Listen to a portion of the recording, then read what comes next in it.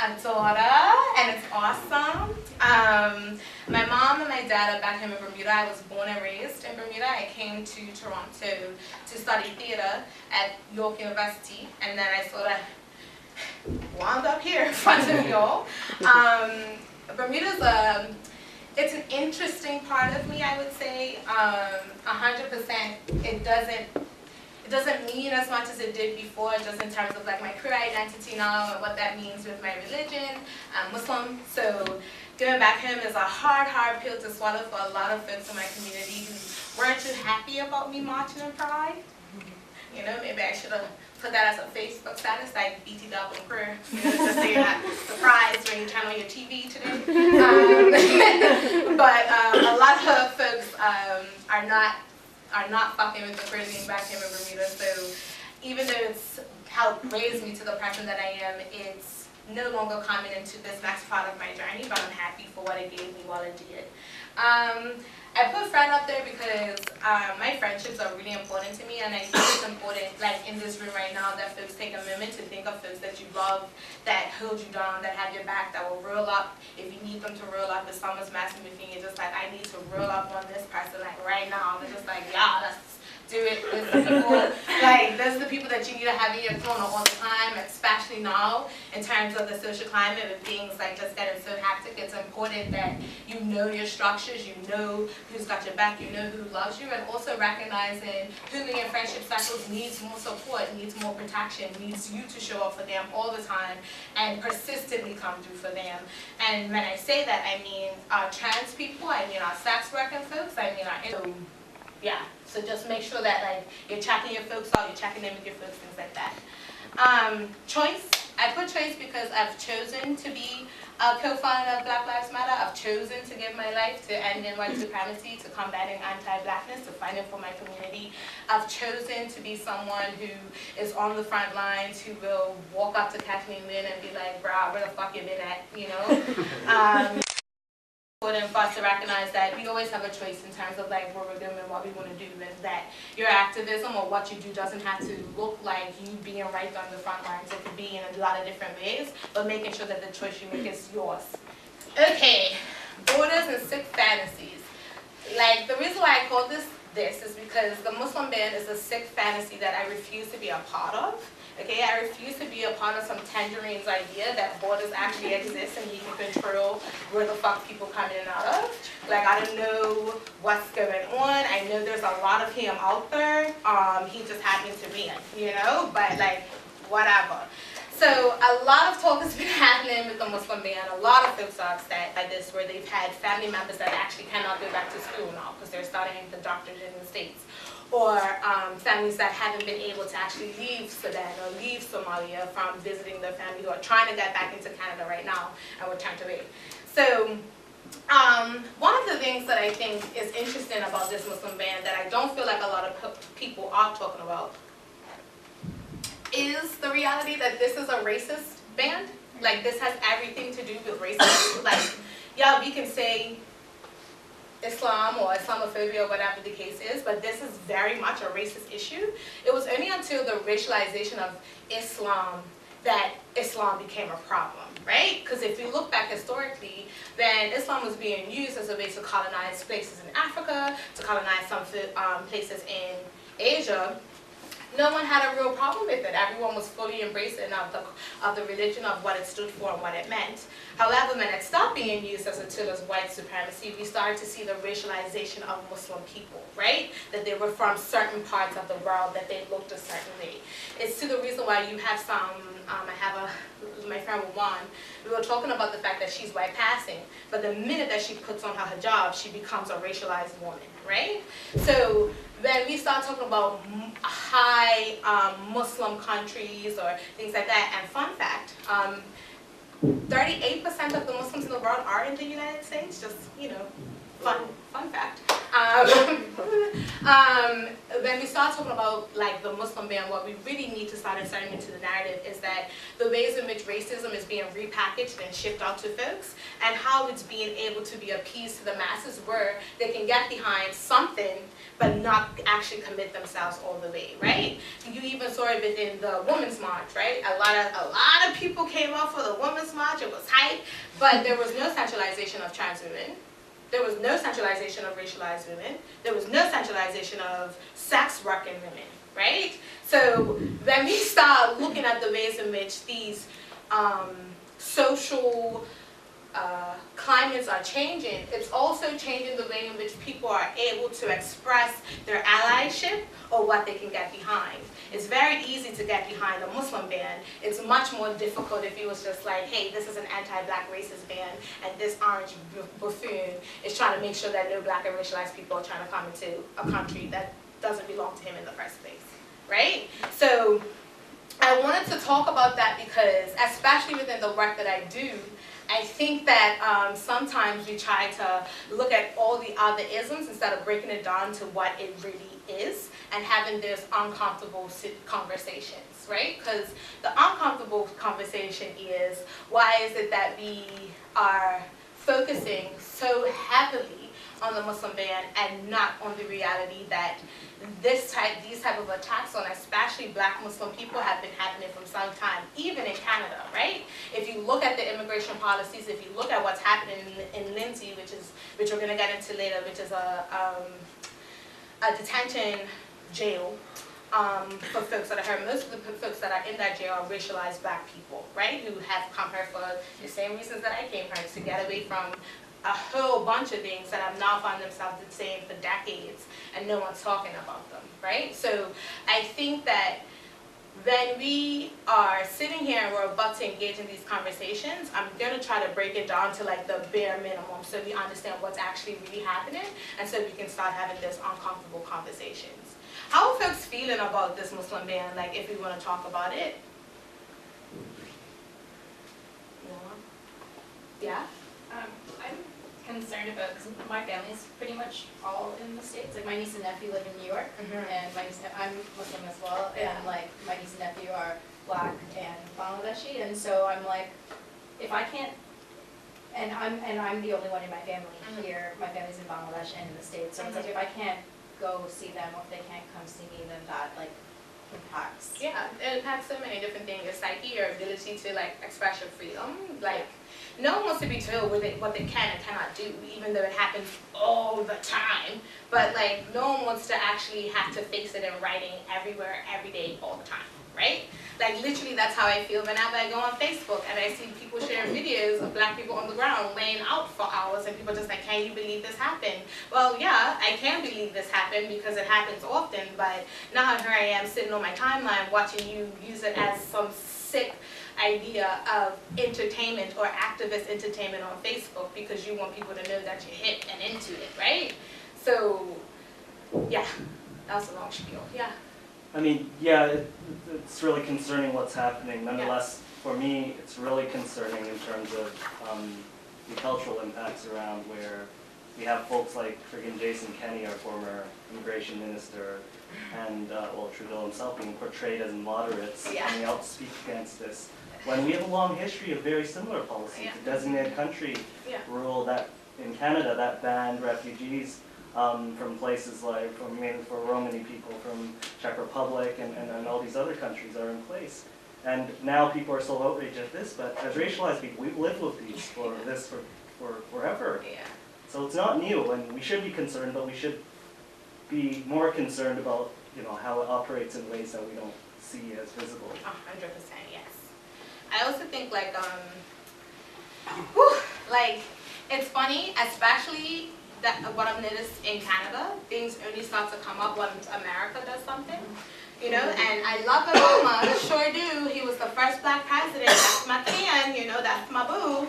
But what Donald is doing is just like a step up from what that mofo was doing, you know what I mean? Like, no doubt, like, of course I love you, the first black president. I'm gonna love you until I die, but you weren't the best, right?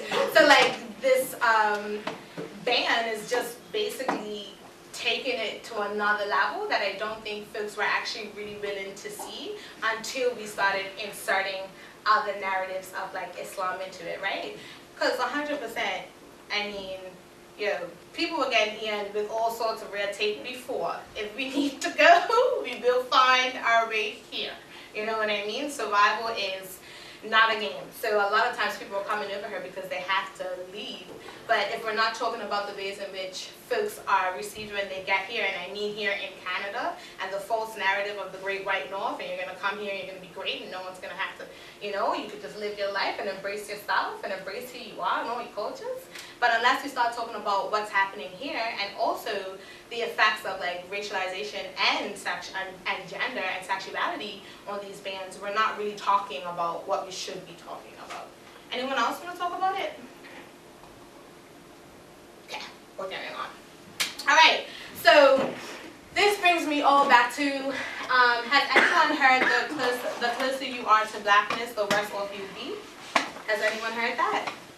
No, you've heard it, okay? Could you repeat that again? Yes, the closer you are to blackness, the worse off you will be.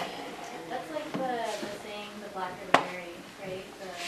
No, but the blacker the berry, the sweeter the juice is just like how I live my life, honey. You know, like they were in line when they said that.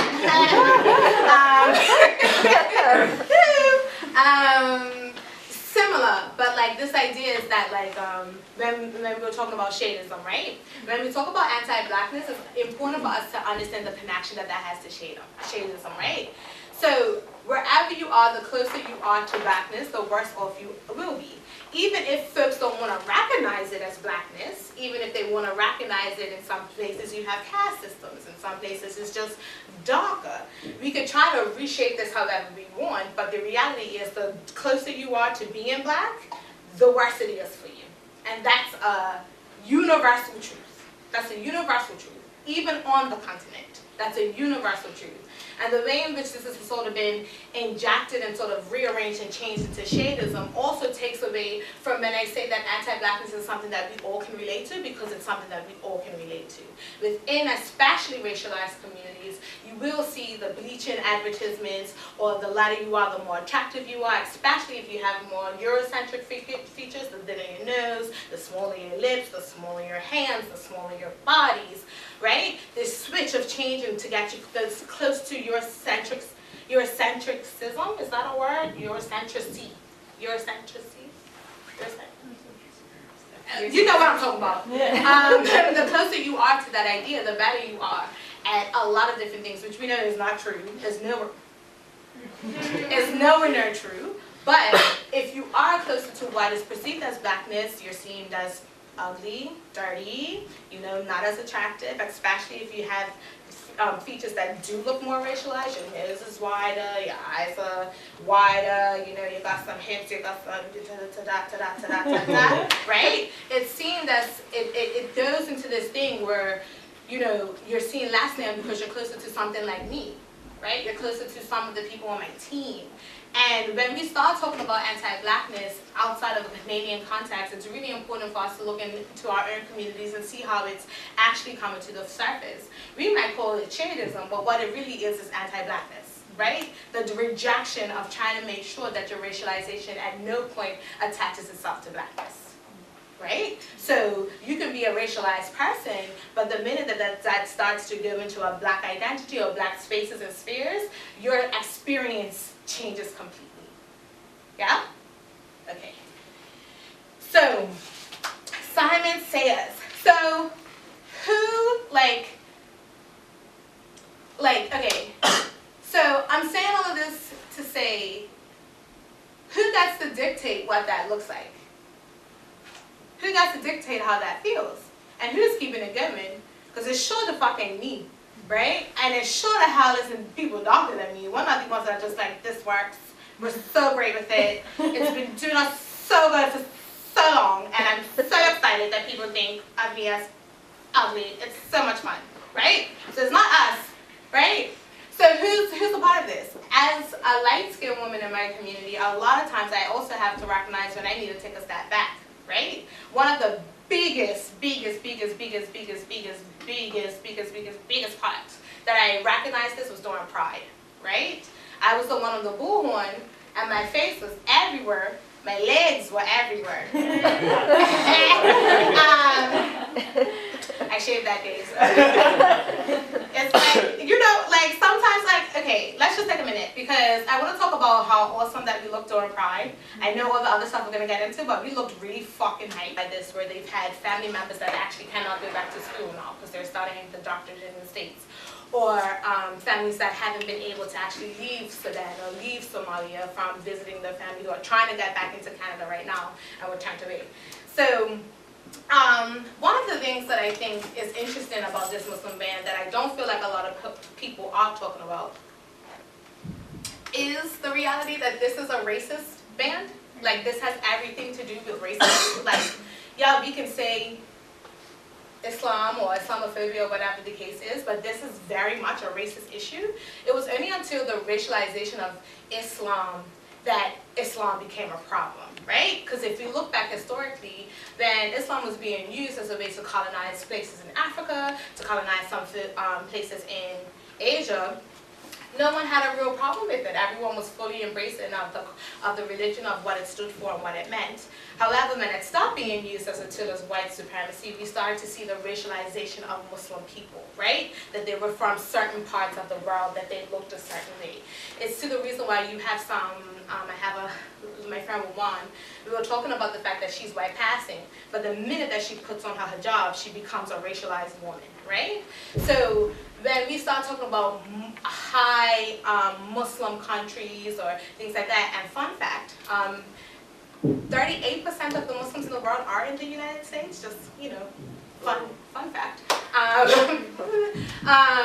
When we start talking about like the Muslim ban, what we really need to start inserting into the narrative is that the ways in which racism is being repackaged and shipped out to folks, and how it's being able to be appeased to the masses, where they can get behind something but not actually commit themselves all the way, right? You even saw it within the Women's March, right? A lot of people came out for the Women's March. It was hype, but there was no centralization of trans women.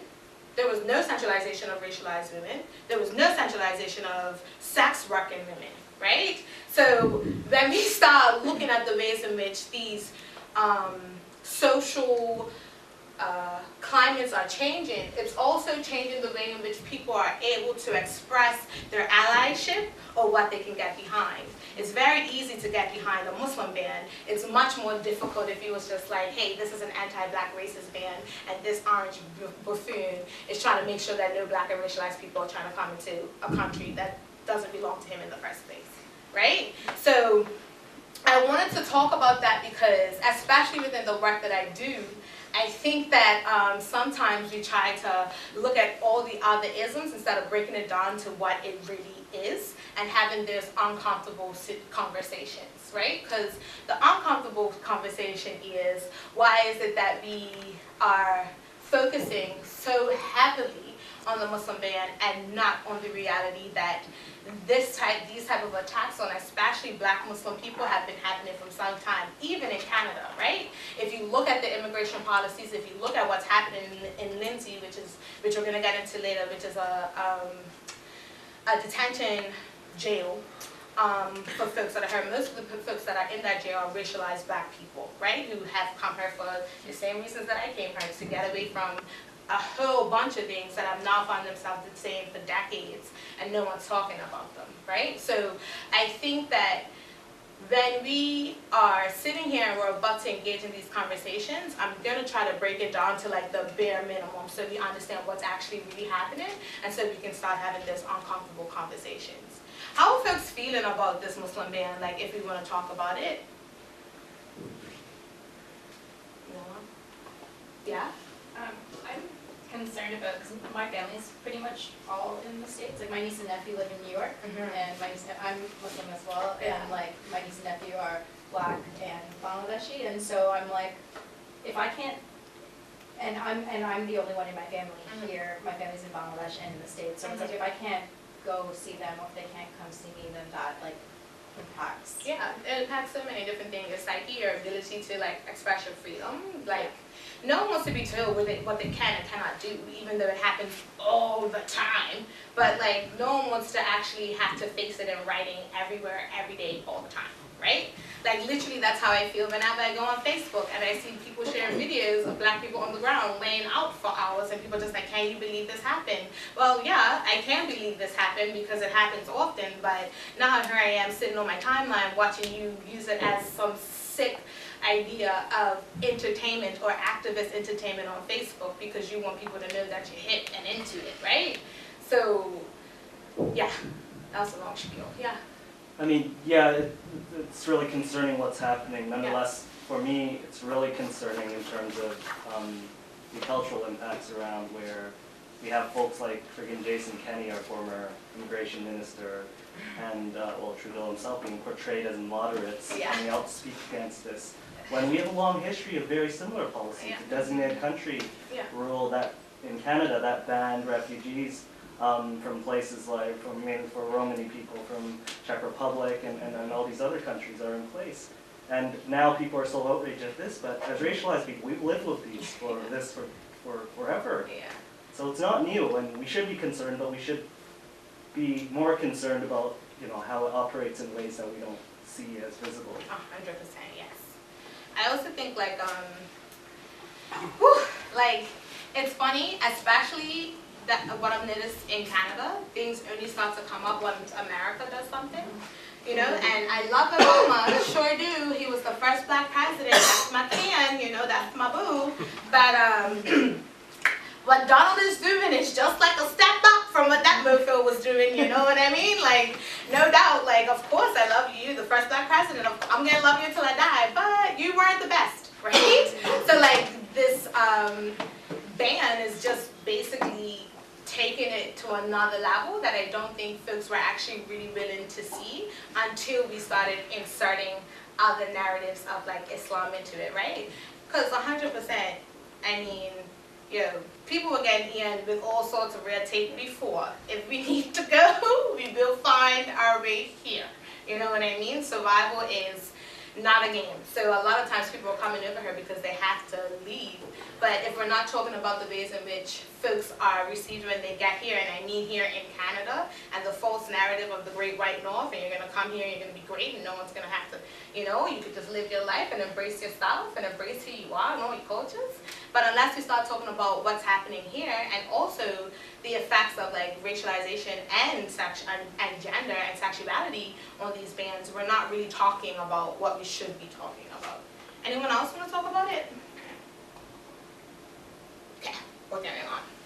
All right, so this brings me all back to, has anyone heard the closer you are to blackness, the worse off you'll be? Has anyone heard that?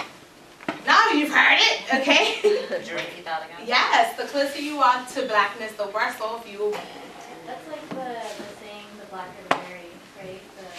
No, but the blacker the berry, the sweeter the juice is just like how I live my life, honey. You know, like they were in line and they said that.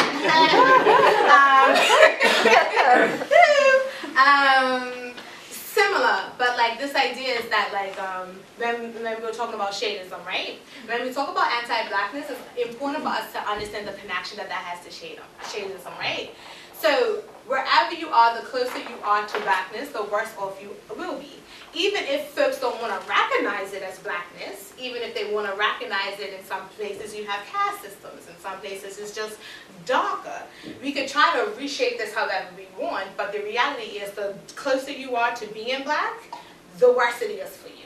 And that's a universal truth. That's a universal truth. Even on the continent, that's a universal truth. And the way in which this has sort of been injected and sort of rearranged and changed into shadism also takes away from when I say that anti-blackness is something that we all can relate to, because it's something that we all can relate to. Within especially racialized communities, you will see the bleaching advertisements, or the lighter you are, the more attractive you are, especially if you have more Eurocentric features, the thinner your nose, the smaller your lips, the smaller your hands, the smaller your bodies, right? This switch of changing to get you close to Eurocentricism, is that a word? Eurocentricity. You know what I'm talking about. The closer you are to that idea, the better you are at a lot of different things, which we know is not true. It's nowhere near true. But if you are closer to what is perceived as blackness, you're seen as ugly, dirty, you know, not as attractive, especially if you have features that do look more racialized. Your nose is wider, your eyes are wider, you know, you got some hips, you got some right? It's seen as, it goes into this thing where, you know, you're seen less than because you're closer to something like me, right? You're closer to some of the people on my team. And when we start talking about anti-blackness outside of the Canadian context, it's really important for us to look into our own communities and see how it's actually coming to the surface. We might call it cheerism, but what it really is anti-blackness, right? The rejection of trying to make sure that your racialization at no point attaches itself to blackness, right? So you can be a racialized person, but the minute that starts to go into a black identity or black spaces and spheres, your experience changes completely. Yeah? Okay. So, Simon Says. So, who, okay. So, I'm saying all of this to say, who gets to dictate what that looks like? Who gets to dictate how that feels? And who's keeping it going? Because it's sure the fuck ain't me. Right? And it sure the hell isn't people darker than me. We're not the ones that are just like, this works. We're so great with it. It's been doing us so good for so long. And I'm so excited that people think of me as ugly. It's so much fun. Right? So it's not us. Right? So who's a part of this? As a light-skinned woman in my community, a lot of times I also have to recognize when I need to take a step back. Right? One of the biggest part that I recognized this was during Pride, right? I was the one on the bullhorn, and my face was everywhere. My legs were everywhere. I shaved that day, so. It's like, you know, like sometimes, like, okay, let's just take a minute, because I want to talk about how awesome that we looked during Pride. I know all the other stuff we're going to get into, but we looked really fucking hype. Right? That's actually really transformed my life, and actually the reason why I do this work is called Revolutionary Suicide. If any of you have the time to read that book, please read that book. What's it called again? Revolutionary Suicide. And in this book, he talks about making the conscious choice to either engage in reactionary suicide or revolutionary suicide. And revolutionary suicide is that when you recognize the systems that are around you and you make a conscious decision that you're willing to die for it, right? And then reactionary suicide is when not necessarily that you become complacent, but that you're okay with in which the system is running and might fall into the entrapments that cause when you are a black person, right? So he talks about in his book how his brother, who died from reactionary suicide, got caught up in drugs and started running around with gay folks and took his own life. Lost his battle to depression, trigger warning, sorry. So it's about this conscious decision to know that you could have so much self-respect for yourself, for your identity, for your work, that you would risk putting your life on the line. And that's a conscious decision to engage into, right? That you have so much respect for yourself, for your identity, for who you are, what you've been birthed as, that you would be willing to die for it and your people. So that's just something that's just a shout out to Uncle QB. But the reason why I put all power to the people, it was the slogan for the Black Panther Party, and it also might be my next tattoo, don't know yet, I'll let y'all know, check my Facebook, I'll put some pictures up. But the reason why I wanted to talk about this, because I wanted to touch a bit on power and privilege, right? So, because I said earlier, I'm like, okay, so who's keeping this up? So we looked at it on a very, individual level. But now let's take it out bigger to, a systematic level, right? So now we're going to talk about the people who get to dictate what your life actually looks like. So, has anyone in here played the government game? Oh my god. No, wait, no one's played the government game in here? Oh my god, okay. It's actually not that exciting, but I'm excited that no one's played it. Okay, so, here's the government game. When you think of your government, what does your government look like? Just scream it. White men. White guys. White, man, cis, yeah, what else? Straight, they back. Rich people. Rich, super rich. What else? Old. What else? What do their families look like? White. Okay, we got it, they're white.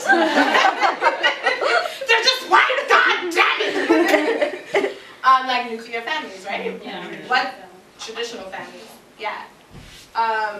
What do they practice? What's the religion? Christianity. Christian.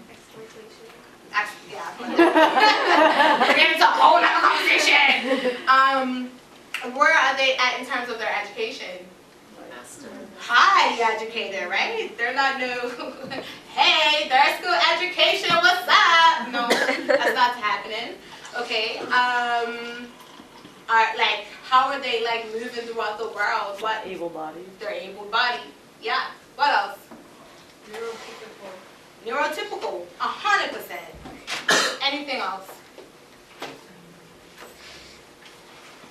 They're hardly, right, they're hardly ever immigrants, right? And then they are immigrants. It's like, oh my God, look, we have one. We have one. Everyone come take a picture. They're going to be at the mall at 6 on Saturday, right? Okay. Now, for us in this room, how many of those things actually pertain to you? Like, how many of those things do you have actually here? Who has all of these things in this room? Okay. Who has about 7 of these things? 4. Okay. 3. 2. Yeah. But not a lot, right? In order for us to be able to access the spaces that actually directly impact how we live, how we access education, health, how we access immigration, how we access education, right? There is a very, very specific group of people who are able to access that type of power. And it's not the folks in this room, right? So I usually do that to show that we can have privileges, like some of the things that I have from this list. My family is rich, not me so much anymore after they cut me off, but sorry, c'est la vie. But you know, whatever. My family is rich, and I'm educated. I don't have my master's, but we'll get there. I mean, we'll see. I mean, you know, whatever. I'm sort of, anyway, right? I have 2 of those things, and that doesn't mean that those are privileges that I hold, but I don't have enough of those mofos to actually go run for government, right? My fight would look completely different if I tried to run for government. A queer Muslim? Bruh. What? It could happen, you know, but it's going to be very hard for me to access those spaces. So it's important for us to recognize that when we think of power and privilege, that it's very capable for racialized people to access points of privilege, but to access power takes a lot more privileges to get there, right? So when we're talking about how these influences actually change our lives systematically, it's also about recognizing who actually gets to dictate that and how that needs to be changed systematically, right? Because just by the nature of your identity, if you're in spaces where policy is happening, legislation is happening, you can make changes that will affect your community, right? But if the power structure is that only no one in this room can access it, then you won't be able to access it, right? And that's how power and privilege works. So when we look at the things that weren't on that list, all those identities and backgrounds and races and religions that were not even included, we are literally talking about a huge population of society here in Canada and across the world, right? Every government that you go to, that is the makeup of who you see, regardless of the racial breakdown of the country. I'm from Bermuda, like I said, we're still colonized, right? My governor is a British man who never lived in Bermuda until he came to govern our country. He didn't even know how many beaches we had. He didn't even know the name of our prime minister. And he didn't even know, literally one of the things that he said when he came, he was just like, oh, I had no idea that there were poor people here. Nice. Real nice, right? So us recognizing this and how anti-blackness and our sexual identity affects this also helps us to understand how the powers that be are able to obtain their power and keep their power, right? These concepts of race, these concepts of sexual orientation, these concepts of religion are the things that are able to keep that circle of power so small, so close-knit, right? Once the identities come through and once we start talking about those things and breaking those things down, the realities of you being able to access this power diminishes. And that's the government game. Yeah. I find it a lot better than what's that game? Like Move Forward. You have 5 books, and you're like, I only have 5 books. You know what I mean? I actually hate that game because it's always just like the racialized people in the back, like, hey, did you already know this? I saw it already, this girl. I saw I knew I was gonna be back here, and they're just like,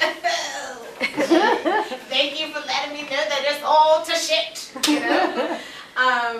Yeah. So we're gonna go into some of the systematic processes of anti-blackness and how these things are like seeping into all the things and how the powers that be are able to control all these things to actively attack my community, our community, right?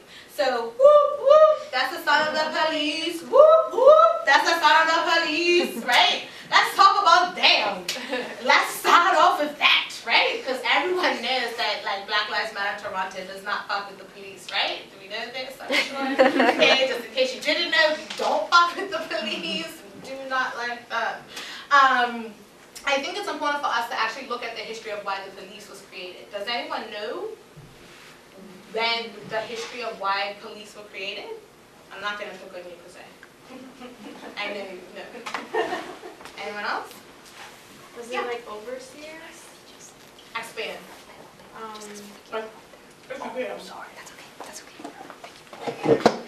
People who controlled slaves on the plantations were called overseers. Yeah. Did it come from that? It came from that idea. So basically, when black bodies were seen as property, right? And we were just like trying to get the hell out. And we was just like, look, I'm done picking this cotton. And I'm sick of massa coming on her in the fields and raping all women.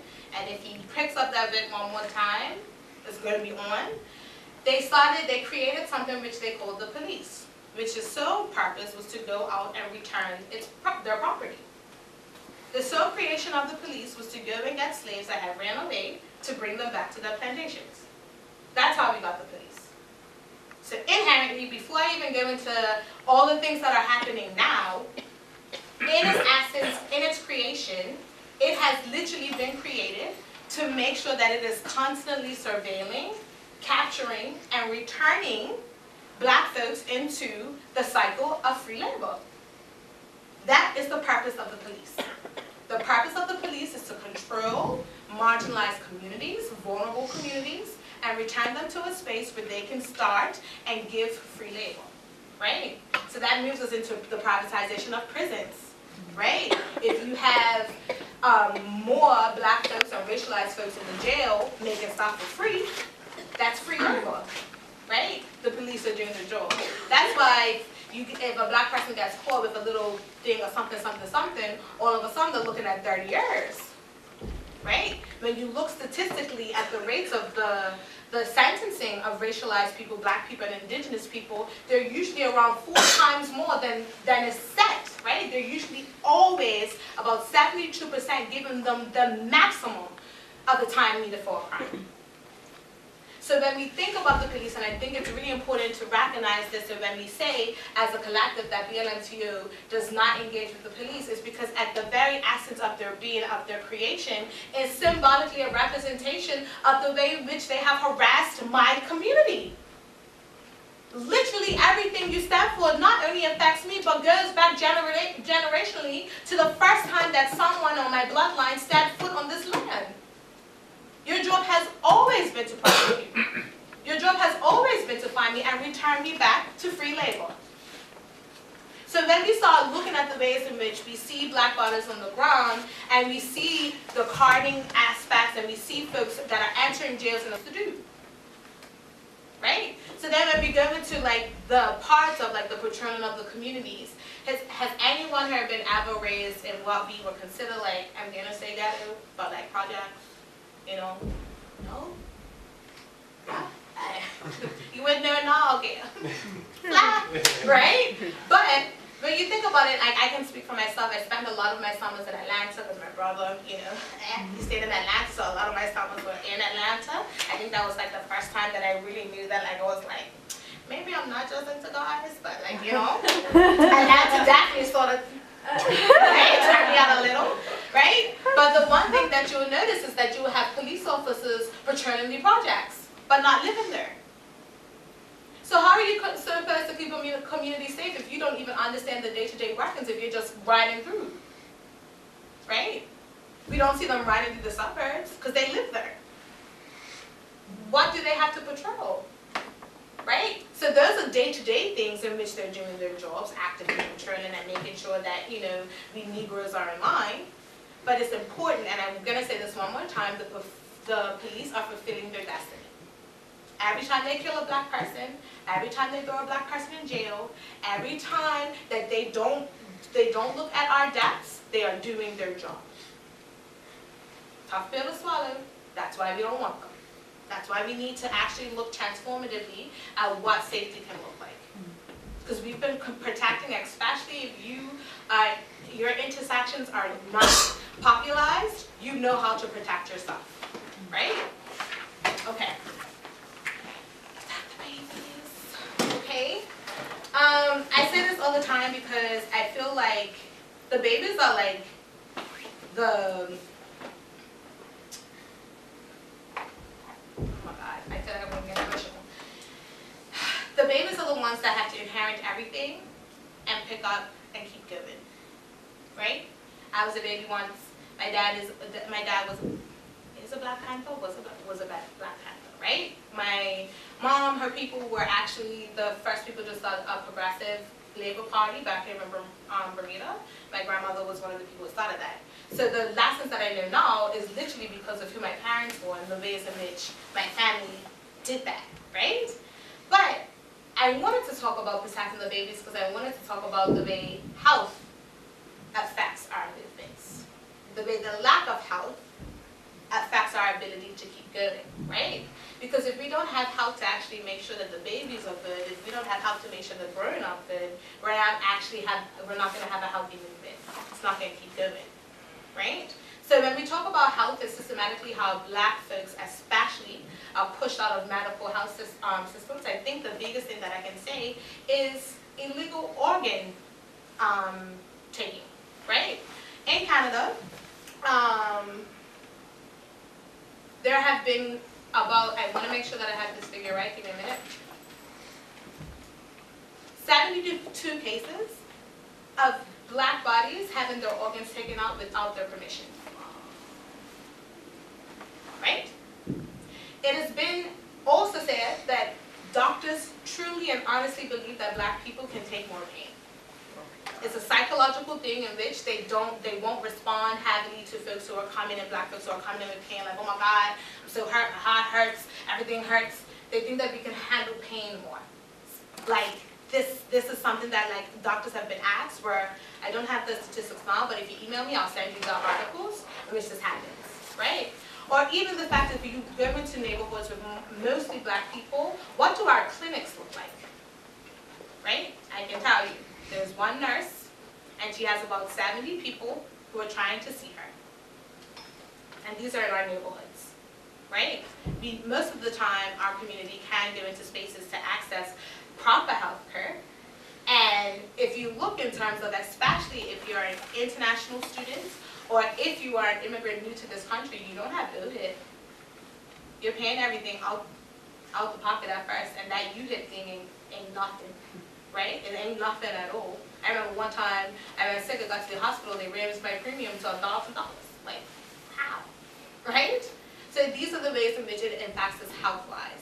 So when I say that we have to start looking at the ways in which we're able to take care of the women and the folks who give birth to this world, it's also because we have to protect them in a way that they can give birth to the revolution, that they can keep things going, right? But when you're going into a system that thinks that your body is something that can be used as profit, you can take from it and not serve it the way that it needs to be served, it affects the ability for you to advocate for yourself. Yeah? Are folks still with me? Okay. Question? What's your name? Edward. All right. Edward. Just want to add one thing too. Yeah. When we're talking about this, we really need to recognize how we can be complicit in anti-Blackness. And I'm just thinking, I know there's others here that might work in social services as a former mental health social worker. You can see it every day when Black folks come to us and talk about their concerns about police surveillance, and then are told, that they're diagnosed with paranoia. Schizophrenia is disproportionately diagnosed for black folks. And that's tied to a history where black folks are understood as inherently pathological. And I know as Asians, we can also recognize that happens in our community. Of course, Andrew Loku, that was a friend of mine who was also a colleague of mine. He's worked in the mental health system. And that's never recognized. My own organization, CMHA, doesn't talk about this. They can't talk about it. They can't. And again, you're put in the box where you're some pathological person and that deserves this type of police intervention. And this whole other side of you as a contributor, as a carer of the community, that's never recognized. No.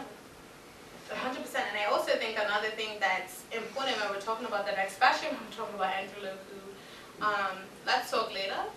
If you're down, I'll be down to talk to you later. Just not to talk about things, but to just give you some support if you need it. I think the interesting thing about Andrew Loku, Jermaine Carvey, Abdurrahman Abdi, is the conversation of mental health and blackness. And the lack of conversation that black people suffer from mental health severely. Myself, right? Like, yo, my anxiety before I got here today, if you saw me when I first came in, I don't know if anyone else, I was like, hey, it's because like literally in my mind I was trying to settle, right? But black people aren't actually given the opportunity to be crazy. It's literally indoctrinated into the idea of what blackness is, that blackness is barbaric, that it is not actually given the opportunity to be seen as a body or a community that is affected by mental health. And there's no way that people are getting trained to actually deal with what mental health looks like, especially in policing, right? And that's even outside of blackness. When we talk about mental health and policing, there is no connection at all, right? The police are not trained to deal with people who are going through mental health crises. I've seen it more than once outside of the cases that are publicized, just sort of the patrols that we do and the times that I've had to stop police from like severely massing up people who are going through mental health crises. The police and the state is not actually doing the research or the training needed to actually know how to deal with folks who have mental health issues. And when you intersect that with blackness, the stereotypes of what blackness looks like, right, start to become a part of our identity and not a part of our realization that this person might need help, right? It's very hard when you have an identity that doesn't actually allow your mental space to be seen. It doesn't give space to that. Everyone good? Okay. So,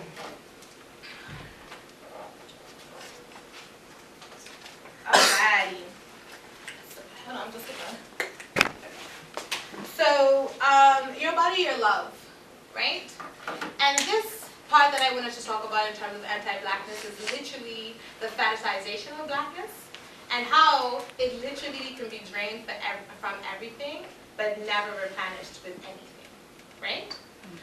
What do I mean by this? I mean that the Kardashians owe black people in general a whole lot of money. They owe us a lot of money. Everything from their aesthetic to the way in which they've shaped their bodies or their natural bodies look. They owe a lot to us, right?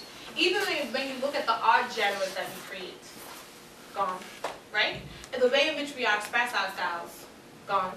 Our hair, gone. Our fashion, gone, right? We are not actually able to not be looked at as profit, even in our expression of our blackness, right? So when I start talking about the fetishization of blackness, I am talking about the way in which people love to take and absorb and like suck it all in, right? But that is not something that I can actually hold on to and not be prosecuted for. I have been wearing these type of nails since I was 15 years old. This became hot in like what, 2015? 2014? Yeah. Girls on the block have been wearing long nails and rings on every finger and tattoos everywhere since Tupac and Biggie, even way before then, right? But now, it's seen as chic. It's seen as so cool. I remember being called ghetto and disgusting, and people literally asked me how I wipe myself because of what it was attached to. Cornrows. I don't know what these boxer braids are. Cornrows, right? They, like, it's literally the fetishization of everything that we do. It gets rebanded, but worse. Why would you call cornrows boxer braids? That sounds horrible. Cornrows are braids. That's fine. Bantu knots are not mini buns. That doesn't make any sense, right? So, like, when we're talking about this thing, it's the need to, like, embrace in everything blackness is and fetishize it and take it in so many ways and reinvent them into something that's digestible, that's profitable, but doesn't actually enhance or re-give to the community in any way at all. Do you think these people who are getting their boxer braids are going to be women in the hood to get their hair cornrow? No. When people are rapping, do you think they're asking black producers to be on the track? Nah. K-pop. I'm gonna sit here for a bit because I know you all know what I'm talking about, right? All over that, right? And then the whole shadism thing comes in. So when I say it's your body, your love, this is for like the ideal of like for myself and my own self-reflection and understanding that like that's appeasable for the masses. That literally keeps things going and keeps things progressing in order for me to constantly be at the bottom. It has to happen or else other people won't be able to, you know, run the world. So, for me, this is the idea of, and I know folks in this room know what this is like, right? When people are, I like, one of the things that I was watching, does anyone here watch, okay, this is a trashy show, but I love trashy shows. Does anyone here watch Black Ink? Black Ink? Oh, Black Ink. Yeah. Hey! You do? Chicago? Girl! Oh my God! Oh, I'm so excited. Well, I'm watching New York right now, but I was watching Chicago. What happened in New York is that someone was trying to get like a deity tattooed. A black man was trying to get a deity tattooed, and the woman's like, you can't do that. And he's just like, why can't I do that? She's just like, oh no, this isn't from you. And he's just like, 100% is from me. It's a deity. Like I'm gonna get, you know, it was an Egyptian goddess of Mat, right? Anyone knows of Mat? Mat has 42 laws of power, which we now know as like the Christians, what is it? 10 Commandments, right? Mut, who was a goddess, who was an Egyptian goddess, had 42 laws of how to live. And basically, like, those same laws are what Christians know as the 10 Commandments, right? Literally, they said to him, well, this is Egyptian. That's not black. What? Where's Egypt again? Can someone, what? What? So like it's this constant idea that even the things that we could create have gone so far in being erased that they're not even ours anymore, right? Folks with me, any questions? Any thoughts on that? Can you? Yeah. So you're saying ancient Egyptians are not black? No, of course they are. I'm saying that they are. What I'm saying is that like what's happening is this idea, and this is a very complex conversation, I will be honest about that, is that after the process of colonialization, especially with Islam that I was bringing up earlier, there was sort of this whitewashing of Egyptian culture and narratives to make it seem like they were closer to Arab in descent than African in descent, right? So originally the people in Egypt were black, and then through the process of colonialization, we started hearing this Arab narrative pass through that land. How does it show that visually that ancient Egyptians were more closer to black than Arab? Yeah, for sure. There's this book called Black Athena.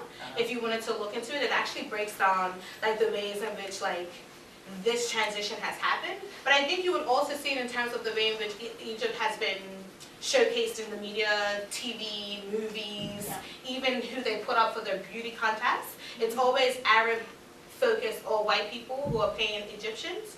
Even if you was to look at, I think the clearest identifier is that the Sphinx, right? Alexander the Great actually blew up the noses because they looked too black. Like it was identified that it was a negroid, that's what they call it, a negroid nose. So he blew up the nose, so no one would know, right? That's a physical thing that you can see immediately. where the like washing of blackness started to happen, especially in Egypt, right? Does that answer? You don't. So I just Googled it and it says it's quite controversial. So Yeah. I'm like, that's a proposition that is given by the author, and Yeah. you're basically, your opinion is that you're supporting it. You're supporting the proposition of this, right? The proposition how? That this Europeanization of ancient Egyptians. Yeah. Oh, 100% that's happened. 100% that has happened and continues to happen. And I think especially when we talk about a lot of racialized, specifically ancient practices, a lot of them have been whitewashed and changed into something else. Can I give an example that's not blackness, but that might Yeah. support this? Like if you look at like the poet Rumi, and Rumi was Sufi, and his works reference Islam a lot. The translation into English of Rumi that most people know was by an American man. His name's like Gary. I don't remember his name, but there was an American man who actually didn't know Farsi, and he was just like kind of giving his impressions of what he thought the poems would be, and he took all of the references to Islam out of it because to make it more palatable to audiences, what he thought would be more palatable to audiences at large. And most people don't even see the references to or know that there are references to Islam in Rumi unless you read the translations by people who are actually Persian. And then now there's like a proposed Hollywood movie where Leonardo DiCaprio will be playing Rumi. So like you see like these kinds of things happen, and like like across the board where like cultural, like really like important cultural figures or cultural movements are. I don't disagree with that there is whitewashing. Yeah. Like if you watch a movie where ancient Egyptians are portrayed, they have British accents. Mhm. Like that's It's ridiculous. completely real. That's ridiculous. Yeah.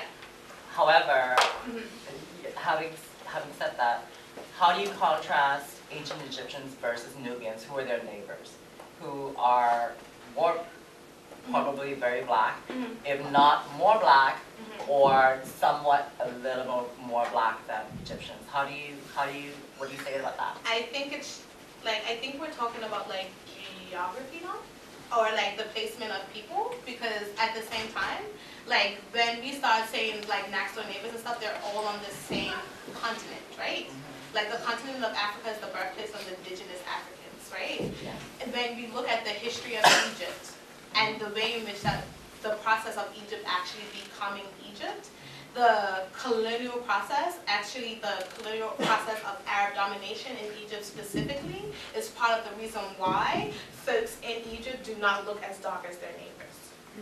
The raping of their women, right? The misplacement of their people, them becoming lower citizens in their own land.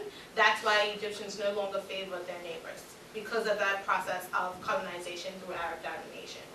Or, well, the Ottoman Empire. Does that Okay, add so on the same token, Yeah.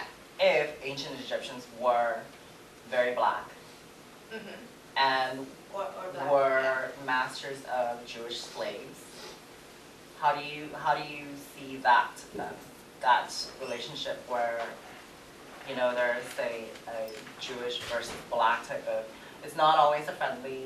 No, but I think we're talking relationship? about religion now, because those Jews were black, regardless of how like we want to look at it. Like the Right. people that were enslaving them, they were Okay, enslaving so them. like just blacks enslaving black people. Yeah. Okay. Yeah, All right. that happened a lot in the continent before the introduction of chattel slavery, but I also think that it's important for us to look at what slavery looked like compared to the slavery that was encountered on this land, right? Chattel slavery and the slavery that happened on the east coast and west coast of Africa look very different in terms of the fact that it was more of an indentured servitude Okay. before we actually had the actual violence of taking people and taking them ashore and taking away all their rights, right? Okay. Okay, we could talk later. I'm gonna Yeah, talk to you sure. more about this, yeah? Okay. Alright, so that also brings me to immigration, right? One thing that we've been talking about, the reason why I have Lindsay is because I want to talk about Lindsay, Ontario. Right now, there are a lot of folks that are being detained illegally because they have been in the country on visas that the government doesn't see fit in terms of them being here, right? Most of the folks that are in this jail right now are racialized people. About 92% of the folks who are in detention right now are ANZ. And I think that's just a way to bring it back to a Canadian context of the immigration policies that actively attack racialized people, right? I just wanted to put that in there so folks can do more about it. I don't want to go too deep into detail. If you can research it, do so. Yeah? So, rocket science. This also brings me back to one of the biggest things that happened in Pride was Black versus the LGBT, right? So we're going to talk about sexual orientation, right?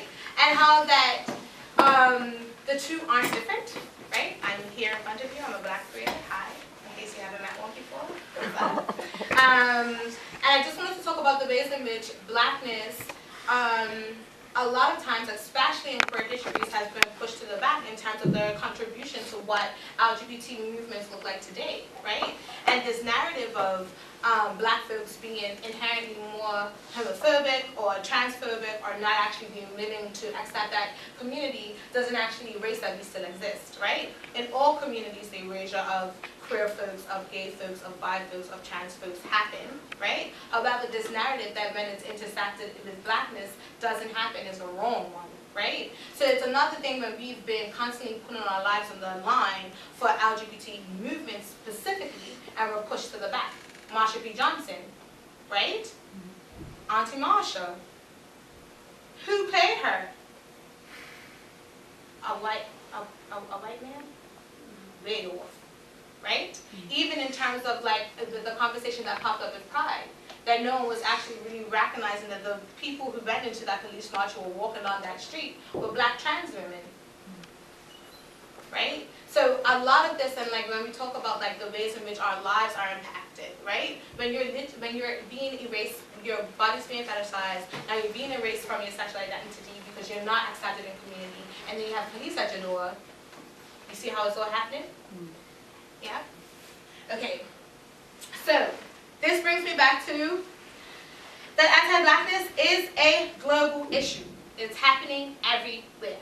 So even though I'm from Black Lives Matter Toronto, Black Lives Matter every fucking where. And that should just be a thing that we take from us today. Wherever you go, you should know that wherever Black people are, they're going through a lot. And the process of genocide on Black bodies is happening everywhere, right? So I think it's important that when we look at especially Black Lives Matter Toronto, or even Black Lives Matter National in the States, a lot of the time this narrative of what's happening in Black communities is very westernized in its ideas, right? It's very much focused, especially here in Canada, on what's happening here, the anti-Blackness that is happening here. There's not much talk about the globalization of anti-Blackness and how it permeates in other spaces, right? So I think it's important for us to recognize that, like, when we talk about anti-Blackness on Toronto's land or in the United States, that this is a different form of anti-Blackness because of the systematic barriers that are facing Black people here and the history of Black people on this land. However, if you are a Black person in Europe, your intimacy with anti-Blackness, yeah? So I want to bring it to some folks that have been the center of our campaign and the work that we're actually advocating for now and doing a lot of work on now. I'm going to start with Sumaya Dalmar. Has anyone heard about her? Anyone never heard of her? Okay. Sumaya Dalmar was a trans woman who was killed in her apartment. Then the police found out that she was a sex worker and she was trans. There was no more conversation of investigating her murder. We still have no idea who killed Sumaya. We have nothing. Right now, like even when they found her body, no evidence was collected, nothing happened. They sort of just said to the family, however you wish to get rid of her body is a pretty open and shut case. She was murdered, we're gonna leave it at that. So Sumaya Dalmar became part of the work that we're doing and actually trying to bring justice to her family when, I don't know if any of you know Lali Mohammed. Lali Mohammed came to us and was just like, this was a friend of mine who was killed in her apartment and the police aren't even investigating her. And this is the story for so many people in our community, right? But it was only because he had a connection to us that we've been able to look into her case. This is one of the hardest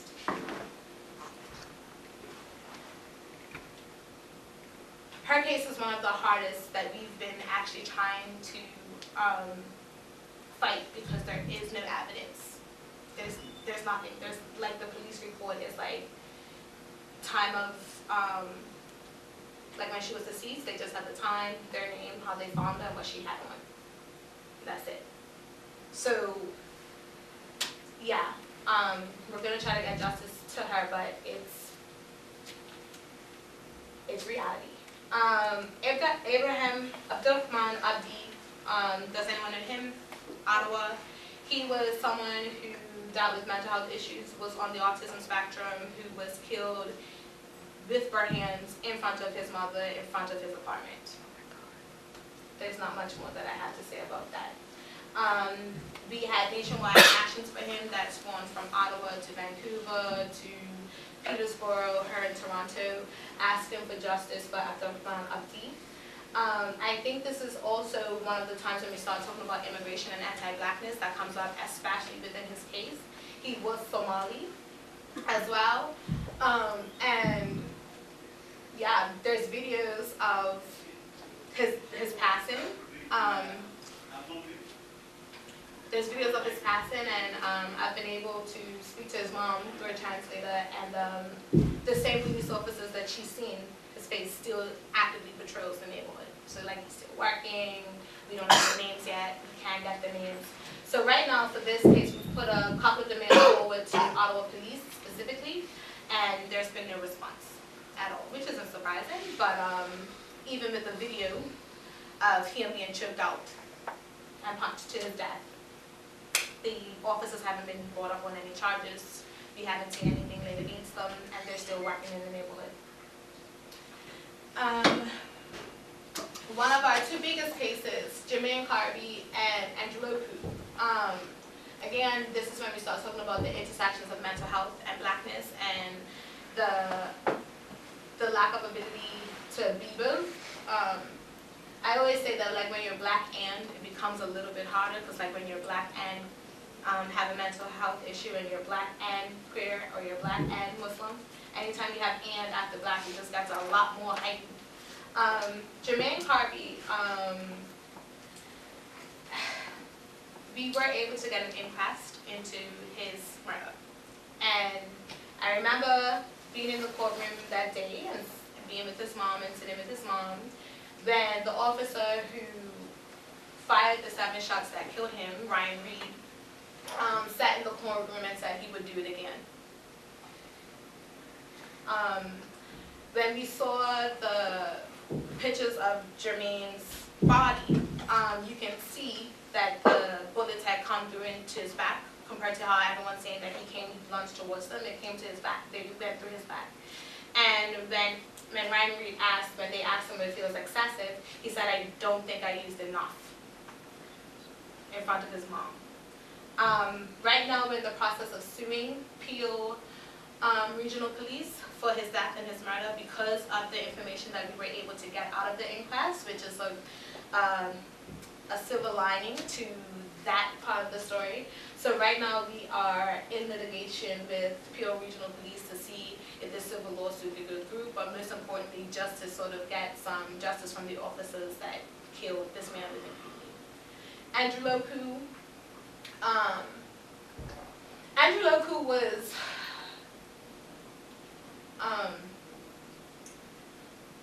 Andrew Loku is still very much a lot for me in terms of talking about him and advocating for him. His story is interesting is that in that with Jermaine, Abdurrahman, and Sumaya, the LMTA sort of came in afterwards. With Andrew, we were there from the very beginning. I was at the funeral when they put this man into the ground. I spoke to his sisters, I spoke to his family, and we had the visual for them in his neighborhood, by his house. We were there. So I've literally been with this case in the beginning. Some of the things that we've been able to get is that we were able to get the SIU to release his report. If any of you had the time to read it, I would implore you to actually read the SIU report on Andrew LaCruz. Trigger warning, it's pretty rough. So if you're not there, don't do it. And we have been able to secure an inquest for his murder. That's which is a huge thing.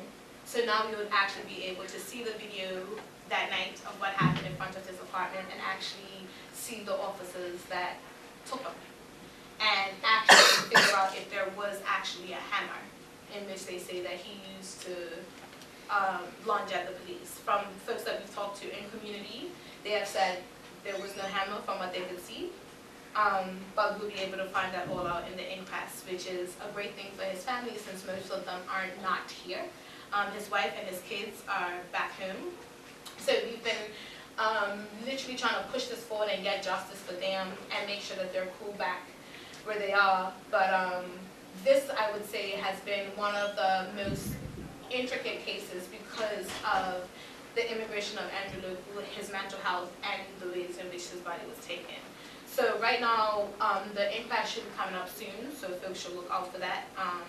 It should be interesting what we find out. If it's anything like Jermaine, I don't know if I'm actually going to be really prepared to sit there and go through another one again. But I will, but yeah. So those are some of our bigger campaigns of BLMTO, especially the murders of those 4 people that I just shown, which has happened within the last year and a half. That we know of. And a lot of the times in which BLMTO gets their information is from community. Families come to us. Right now we're actually working with Marky Kamba. Has anyone heard about Marky Kamba? Marky Kamba was a person who was shot when the police thought that when he was having an argument with his mom in his house, his neighbor called the police and he was shot 17 times and killed. You wouldn't know about that, but you do know about the body. You know the woman who got shot, the bystander who got shot in her kitchen and is now suing Toronto police? Okay. There's a woman who is now suing Toronto police because there were so many bullets she got shot and is now suing on the basis of his case. So whenever BLMTO gets information, we wait for the family to give us the okay to actually fight for it. So a lot of the things that we do, a lot of the campaigns that you see are the ones that we've been given permission to actually fight for, because also recognizing that as we're doing this work, the family is going to have to relive this every time they see us on the news, every time they see us pop up on Facebook. They're very much a part of that process, and knowing that this process is going to be hard on them just as much as it is on us is an important part of our work. But I'm saying that to say that there's a lot of cases that we have not been able to bring to the forefront because the family is not comfortable, because they're scared, right? So those are some of the bigger campaigns that we know about. But something cool that we've done is the Freedom School. Has anyone heard of it? Yeah? Okay. This is my favorite thing. The Freedom School is a school that we created this summer, 2016. It was co-created by Leroy Newbold. If you don't know him, you should add him on Facebook. He's actually so hella dope. This school was basically a way for us to get Black youth, Black kids to come in and learn about self-affirmation, to learn about their history, to actually build themselves up in a way to make them, like, you know, affirmed in their Blackness and feel loved and just, you know, like I said, protect the babies. You have to give them everything that they need, and part of that is making sure that they're confident in their being and their person, as well as giving them the historical background. So we had a curriculum that we created which taught kids differently about like indigenous people. We took them out to Nova Scotia so they can actually go there and talk about herbs and sit with indigenous elders and actually have that type of education. We also had a very in-depth look into freedom fighters, what that looks like, what does prison incarceration look like. And unfortunately, a lot of the kids knew what we were talking about. So it was actually trying to find a way to navigate what that looks like, especially in the early stages of life when you're dealing with something so horrific. Another big thing that came out of the Freedom School, which I'm really excited about, is the fact that a lot of these kids have been able to create their own little community. So like we just had like the Freedom School Halloween party because they wanted to turn up together, could you imagine? And that's something that we sort of keep going. So it's literally this connection of youth always happening underneath the Freedom School because we've been able to build it. And making sure that everything that we do is completely accessible, students were allowed to go for free. They got all the food that they needed. Transportation was paid for. They had water. They had water bottles. The curriculum, their booklets, their games, everything was free of charge, and transportation was free, so that it could be accessible to all sorts of community. So this is something that we actually are trying to make ongoing, but it actually is a lot of money to keep the school. Like, a school is hectic. This was a 3-week intensive program, and in order for us to actually get into functioning, we had to try to raise $25,000 to be able to allow these like kids to go for free. But we did it. And our closing action for Freedom School during Caravana, but everyone kept asking us about Caravana. We're like, the babies are in front of the U.S. consulate. They have much more important things to say than people walking up and trucking up and all of that down on Front Street or wherever the Caravana is under. Another thing that we've done that folks might know about is Black City or Tent City. Has anyone heard about Tent City or Black City? If you haven't heard about Black City or Tent City, this was after the new indictment charge came up that the officers would not be charged for Andrew Lopu's murder. So basically, what started off as just like staying at Nathan Phillips Square for the night, just a tea that we were not actually planning on staying for that long, turned into a 15-day occupation at police headquarters after we saw how they responded to us the first time. When we were at Nathan Phillips Square and there weren't many people around us, I would say there was about the same amount of people here in this room when we were at Nathan Phillips Square. And we saw the police come in with horses and SWAT to clear us out because there was no one there. I remember saying, we're doing something right if this is how they're responding. So we lied and we were just like, oh yeah, no, of course, we're gonna like pick up shop. Like, we're not gonna stay. Like, why would we do that? And just leave that. And I was just like, they obviously don't know who we are, so we just went to the house, you know? We just went to where they were and just was like, what's good? What's up? What's up? What's happening? What's up? You know? I think the most important thing that I can say about Black City, I don't actually like to talk about it too much because one, it's a complete blur. I have no access, I have no idea of time during Tent City. I couldn't tell you what happened, when, or whatever. It literally is just like a continuation of shit in my mind. But I think the biggest thing was at Tent City, we were able to give food every day. We were able to clothe and feed the homeless every day. We had medical centers there. We had folks there who could do nursing, massages, acupuncture. We had prayer space for people to actually engage in their religious beliefs. We had an art center where kids could come through the day and actually create artwork while they were there. We also had students from Ryerson, UFT, York actually held Black-centric focused conversations for Black students in that space. We had a movie theater. That was amazing. We had a movie theater where we played Juice, and we got in a lot of trouble for that because not everyone was actually happy that we were playing a bootleg DVD in front of the police headquarters because it's illegal. But like at the same day, like bootleg is life. What do you mean? Like, it's Juice. How else are you supposed to watch a black or bootleg? Doesn't happen. We also had a lot of different many actions that were happening at the same time. One of this was us going to go see Kathleen Meehan and invite her to Tent City. That got blown up with me and Yusra Kogali, who are the Muslim identified members of the team, were plastered in the news the next day that we left a bomb in front of our house. I remember actually I was making my way back to the city after we did that night because I had gone home to Charlotte. And a reporter called me and I'm like, hey, I'm like, what's going on? Right? Because that's how I talk during Saturday. Right? And he was just like, yeah, so do you have, like, what do you think about the bomb? I'm like, what bomb? And they're like, bomb. And I'm like, okay, what bomb? And they were just like, Kathleen's people are saying that you all left a bomb in front of our house. And I remember my response was, the only thing that could be bomb-like in front of our house is if she's lactose intolerant. She shouldn't eat cheese, right? And I remember there was this whole thing of like, we're terrorists and like, oh my God. And literally we just gave her a tent, cheese and grapes, because that's what you give to rich people. And an invitation, and an invitation to say, hey, we've been looking for you, why don't you come, holler at us, And then that got blown into something else. We also, during that time, did a little thing with Mark Saunders, where we had memed his face.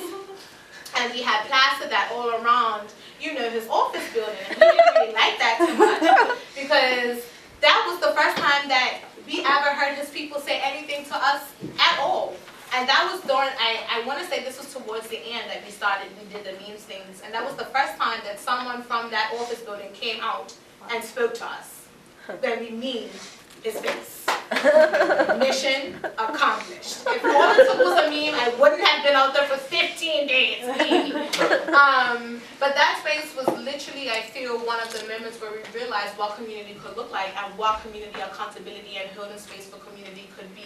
The actualization of making sure that folks were safe without the police, because they definitely weren't going to help us, to make sure that we could hold folks who are going through mental health crises. During the nighttime, we would have a lot of folks who were suffering from different things, who were stream involved, who would come. Thank you. If you need anything, we're going to have questions, but check out our website if you have any more information. You can hit us up at info@blacklivesmatter.ca. I always get that wrong because we had to fight for the website, so I always forget that we won. Yeah, like, do you know people just buy websites so you have to pay them for the website? Did y'all know that? So like literally someone bought the names to the website, so we had to pay them like $7,000 just to connect the website. Rich dinners, yo. Talk to somebody. But yeah, blacklivesmatter.ca, so you can hit us up at info@blacklivesmatter if you have any questions. Usually it comes straight to my phone, so I usually answer you back. If you just put my name there, I'll see it and I can answer you back. Yeah. Any questions? Yeah. So speaking of taking action, would you mind if I plugged an event? Go for it. Yeah, so has anyone here heard of Letters for Black Lives? Yeah, a couple? Good. So I'm part of a group called Asians for Black Lives. And y'all are dope! Thank you. You came to Tent City! Yes, we did. I remember! Yes, you did have a banner! So we are an informal we aren't some formal organization. We're an informal network of Asian activists that are concerned about this issue. And just want to plug an event. On the 12th, so in 2 weeks' time, at 2 o'clock at Regent Park CSI. Go on Facebook if you want to find the exact address. We're going to have a workshop to see how we might use this tool, this letter, to have these conversations with our loved ones, with our family members. Because as we all know, anti-blackness, it exists within our communities. And also to recognize that black liberation movements have always been to the benefit of all racialized people, especially Asian communities. And so when we challenge anti-blackness, anti-blackness, we are also addressing a lot of the problems in our own communities that we face. You were talking a lot about supporting marginalized communities in general. Some of the issues of model minority discourse that really damage black communities also damage our communities in that we erase issues of poverty and racism that we face every day. So please come out. These conversations, we need to keep having them. We need to reach out to our loved ones, reach out to our community. Let's build a movement together. Can you post it on the Facebook page of this event? Yeah, that's a good idea. I'll do that right now. What's the website? So on Facebook, it's just our Facebook group is Asians for Black Lives, and we have an event, Asian Allies Conversation 2017. We actually did it last year too, and we had an amazing turnout. Yeah. I think, I think some of you attended. Yeah. So this is a Facebook group, right? Exactly. So I think we might have an American one too, but you guys will figure it out. And add it to one if you want. yeah, there you go. So once again, Sunday, February 12th, 2 p.m. It's 585 Dundas Street East. That's in Regent Park, the Center for Social Innovations. I don't know if we have a room yet, but we'll have signs around. Also, you can get in touch with us through Facebook. We always want more people involved, volunteering, helping us organize. Thank you. Does anyone else have questions for You Alex? can ask me anything, I'll be very honest. I have several things I wanted to clarify, and I don't want to contribute what you said. So Okay, yeah. the first thing, you said that police, the concept of police came from days of slavery. Yeah. Can you elaborate, like, did it just start during when slavery in North America specifically started, or Like, are you going back in time? well, I think I'm talking about like Atlantic chattel slavery. So we are talking about the slavery that did happen on indigenous Africans in the Western Hemisphere. So the creation of the police was during slave rebellion. So slaves actually starting to move out of the South and integrate into the North, and vice versa. Have you heard about the 49th? Well, that doesn't exist, but like people talk about the 49th parallel and how folks were moving back and forth.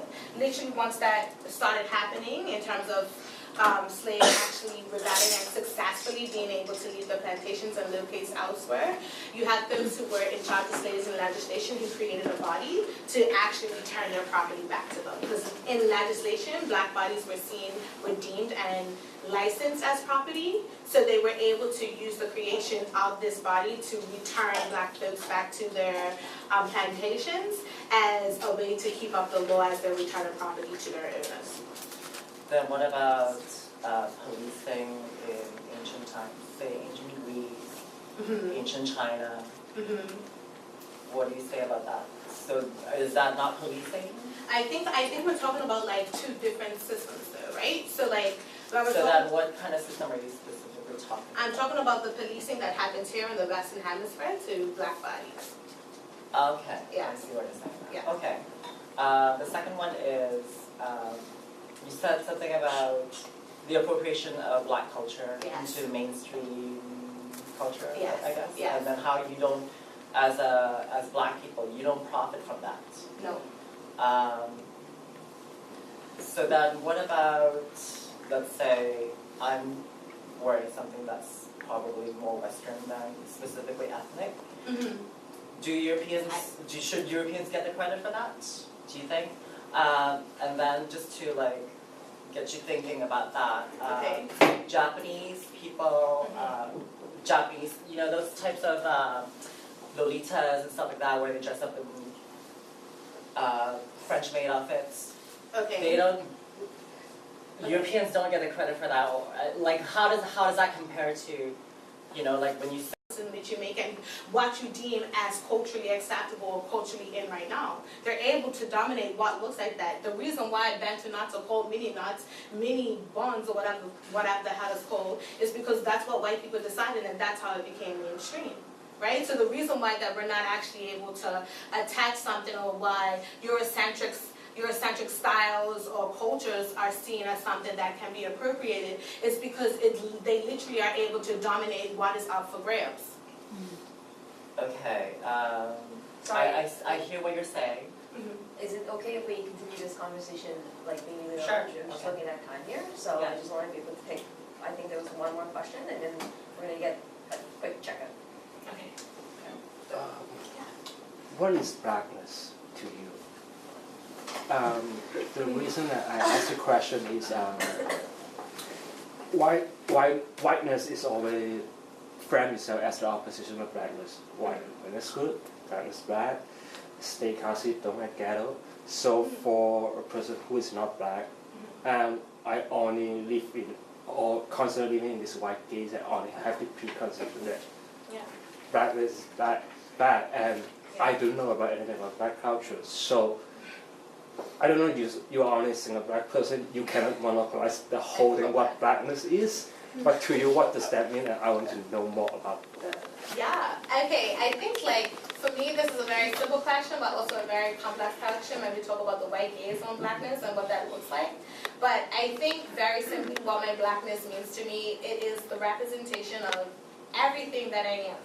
My blackness influences my queerness influences my blackness influences my womanhood influences my blackness. Blackness to me literally is the rebirth of my ancestors through centuries of violence and the resilience in which the skin that I held is able to process and show every day by me simply existing here. I think my blackness is an extension of the love that I have for my community, the love that I have for the world, and being able to hold true to it and hold it close to my heart is literally the thing that keeps me going and beating. Regardless of all the things that come with blackness and the white gaze that you were talking about in the way in which blackness is interpreted, I know that the reason why it's interpreted that way is because people are afraid of it. People are fearful of what blackness can do and what it has been able to do. And I think when I look at myself and when I look at the babies and when I look at some of the folks in this room, when I think of blackness, I think of love. I think of resilience. I think of creation. And I think of family. And my blackness to me is literally influences every way that I walk around. Not in a negative way, but in a positive way, and knowing that I'm literally here because I am the birth of resistance.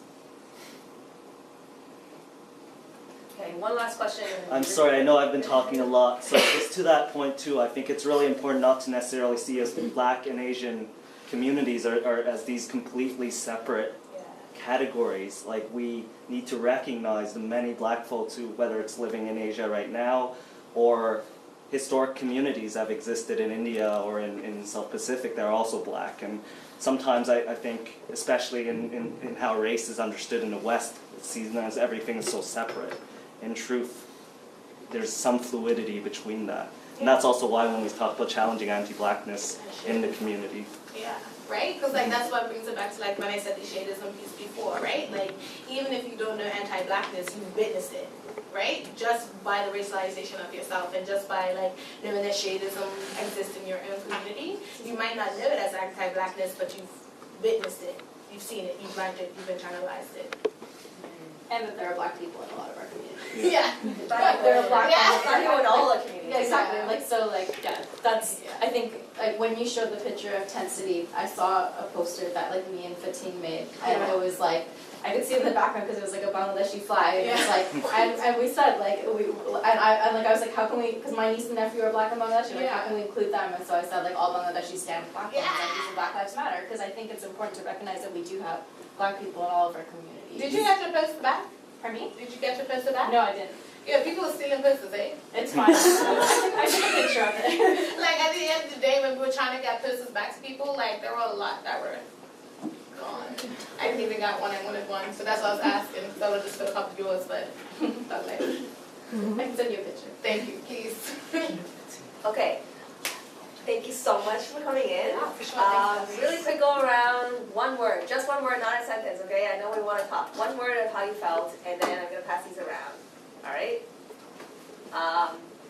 Grateful. Anyone? Good. Informed. Popcorn style. You don't even have to go in a circle. Warm.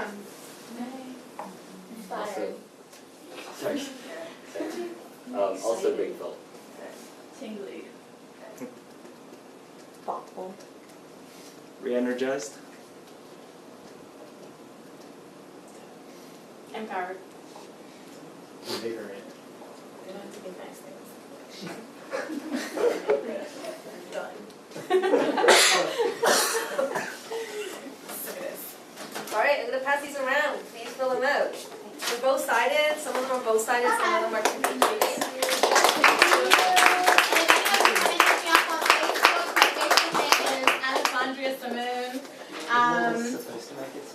And he has a friend.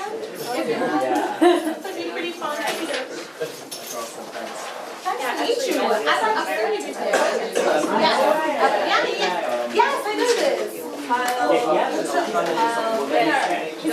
And then Lauren was like asking questions.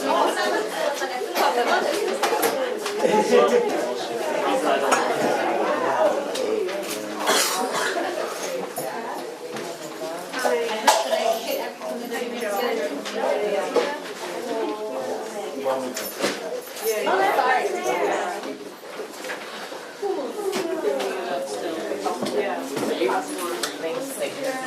Yes, I am. Is that the school? Not that sick too. They just you